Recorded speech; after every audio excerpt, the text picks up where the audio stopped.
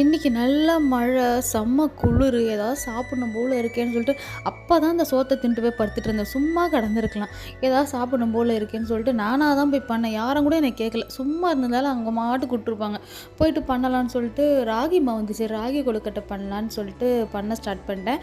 ஆனால் எனக்கு என்னவோ பிடிச்சது வந்து அந்த உப்பு கொழுக்கட்டைன்னுவாங்களே, கார கொழுக்கட்டை அதுதான் பிடிக்கும். ஆனால் இது எதுவுமே நான் பண்ணதில்லை. ஏன்னா எனக்கு கொழுக்கட்டையே செய்ய தெரியாது.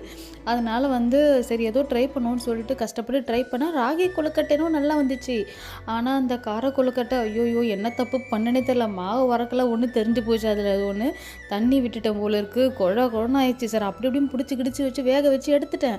ராகி கொழுக்கட்டை சூப்பராக இருந்துச்சு. ஆனால் அந்த கொழுக்கட்டை இருக்கே டேஸ்ட்டு மட்டும் நல்லா இருந்துச்சு. ஆனால் கடைசி வரைக்கும் அது நல்லாவே வரலை. மனசு கஷ்டமாயிடுச்சு. இருந்தாலும் ஒரே ஒரு சந்தோஷம், எனக்கு அந்த ராகி கொழுக்கட்டை வந்துருச்சேன்ற ஒரே ஒரு இன்பத்தில் மட்டும்தான் இருந்தேன். அதுக்கப்புறம் தான் போய் அந்த நிலமையும் பார்க்கணும்.